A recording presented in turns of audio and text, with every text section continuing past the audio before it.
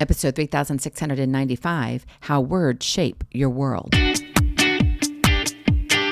Moms, it's time to rediscover, rejuvenate, and renew who you are in mind, body, and spirit. Welcome to Create Your Now, Your Best Selfie, the show to help you do just that. Here's your host, certified life coach, personal trainer, and nutritionist, Christiane Wargo. Happy day. I hope you're having a fabulous start to a beautiful week for you. It's Mindset Monday, and I want you to put on your leadership cap. I want you to feel empowered today to go out and impact the world that you touch. You were created on purpose for a purpose, but you got to remember how words shape your world. For those of you who are brand new to Create Your Now, welcome to this incredible family. I'm so delighted of your presence. If you already had the opportunity, you'll want to head on over to createyournow.com where you can learn more and to sign up for the Kisses newsletter, the Keep It Simple strategy, everyday solutions to live, love, and impact. You know, it's really interesting. We try to keep everything together. We try to be on point. We like to control things, but sometimes we just have to take a step back. Sometimes we have to take aim in a manner that actually helps us get to where we want to go. My friend, words have power and influence our daily actions. What we tell ourselves and others becomes sticky in our brains. No wonder you have more problems than you do hope because of how words shape your world. You know, in our everyday lives, our words play a crucial role in shaping our reality, what we see, how we perceive them, our expectations, our assumptions. From how we talk to ourselves to how we communicate with others, language can influence our thoughts, actions, and surroundings. It really is kind of amazing that we just can sit here and be like, wow, I just had this thought, but we're not thinking that we had this thought, but we are right now because in this moment I'm talking about it, okay? So all of a sudden you think this thought, but then you're like, wait, how did I have this thought? The next thing you know, from that thought, it leads you to another thought, which leads you to another thought. Go back to brain dumping, go back to brainstorming, you know, whatever words you grew up with, that when your teacher said, oh, I want you to write something for me, you're like, yeah. And unless if you loved writing, you're like, yeah. You didn't want to, and you didn't know where to start. And so one of the techniques was brainstorming, being able to write your thoughts down. Why? Because we don't think about what we think about. We just do. We just go. We let our mind just go there. But the thing is our mind is shaped by the words that we use and the words that come at us. But here's the thing. We can't control the words that come at us, but we can control what we internalize within our own mind. So I want you to think about what you're thinking about, the words you're using, and the profound impact that it has on your life.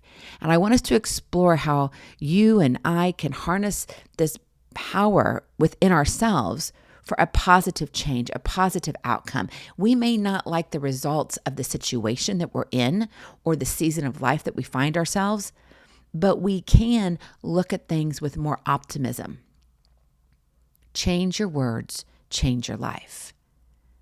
You know, it's interesting how words shape your environment. If you were to decorate a room with your words, what would it say about your life story? You know, our choice of words can create a narrative that informs how we perceive the world around us. Research in neuroscience has shown that the language we use can directly impact our brain's processing, influencing our emotions and behavior. Those feelings, how you feel dictates how you act. It just goes together. And what happens is certain things trigger our mind. Why is it that at 1 o'clock in the morning, you're standing in front of the refrigerator with your hands in there, pulling out the half a gallon of Bluebell ice cream, ready to go and put it on the counter, grabbing a can of wonderful root beer out of the refrigerator and pouring it to make yourself a delicious root beer float? At some point in your life, there was a connection of, I feel this way, I go do this. And it becomes an automatic. You don't even have to think about it. You just know that you know that you know. And it does it. But if we were actually to stop and say, well, how did I get here? How did my words lead me to this action? What was it? If we actually thought about how our words shape our environment, we would make different decisions on the words we use.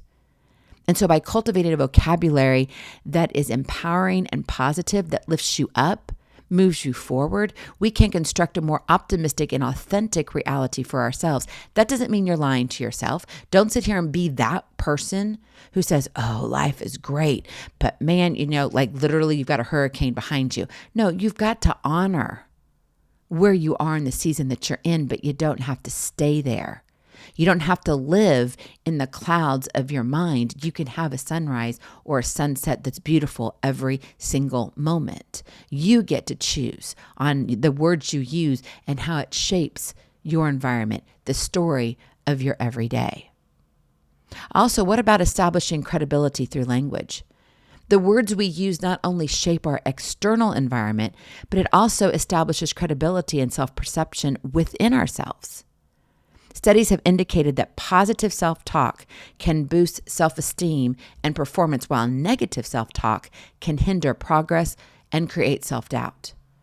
By consciously choosing words that inspire confidence and belief in our abilities, we can enhance our self-worth, basically, the sense of it, and our accomplishments. But, I don't think we really understand because we don't think about it. But in our minds, we've made this huge resume of what we can and cannot do. And we come up with these phrases that say, oh, this is me today, and you own it. And let me tell you, those negative things are much easier to own than the positive. And there's many reasons for that. I mean, we could go down this rabbit hole on both sides, and we would be here for days into weeks into months. Let me tell you, the mind is a powerful thing. And the words that we use within, our temples of our head, think about that. Between our ears, right? The brain, how it all works together. Yeah, what you're saying to yourself, which I know you're not thinking about. And right now you're thinking, what am I thinking about myself? Do I really think about what I say? No, we don't, until someone calls us out on it. But then that's more their perception. Now, our attitude can come across differently with words. We can sit here and use I love you, for example, and we can say, I love you. Now, that sounds genuine. But what if I said, I love you? That doesn't sound like, the tone of voice doesn't match the phrase. That's kind of a disconnect. And in our mind, we're like, yeah, no. So think about if you grew up in an area where love was more harsh and critical, with lots of criticism of who you are not.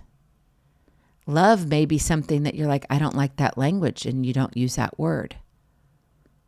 It's very interesting how words shape what we see and then who we become. What about this one? Overcoming negative vocabulary.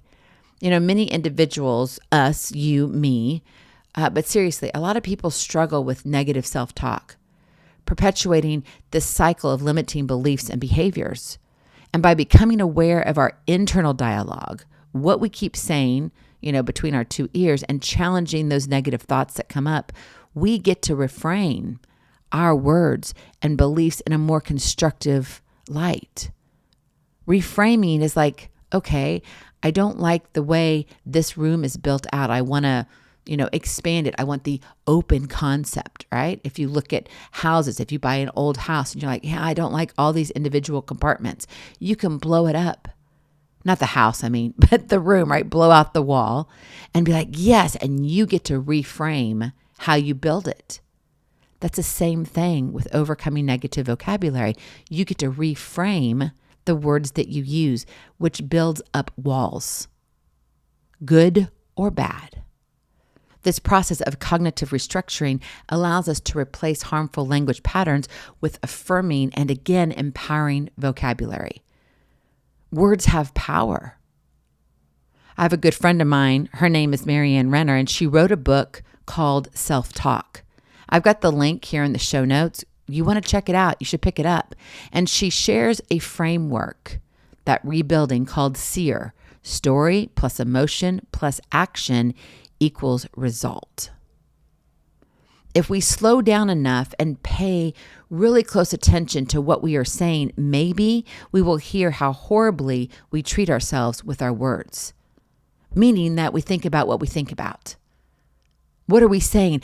And I'm really focusing this on you today. Yes, words have power as to what you share to your spouse or your children or your puppy dog, even, right? That tone of voice can bite you, like, just go sit down. And the puppy's like, little Sam goes and the tail is, drooped down and the head's low and walks away and like, oh, woe's me. What did you just do with those words? So we could talk about everybody else in your life, but right now I want to focus on you. What's happening in that inner dialogue? What is your vocabulary? Is it one that picks me up? Like, seriously, that's what you got to think about. Is it one that picks me up?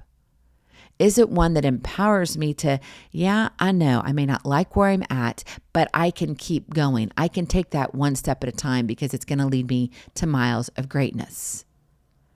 But I've got to be willing to do that. And if we use words that shut us down, put us in a corner that says, you know what? Yeah, this is not working right. We're always going to believe that this is not working right. And then what happens is when we go and look in the mirror and we're thinking, oh my goodness, your eyes are so tired. I mean, I woke up yesterday looking at my eyes going, wow, you need some sleep. These 3 a.m. nights are not doing you good. And what do you think? Comes to my mind. I see, and it then confirms, yeah,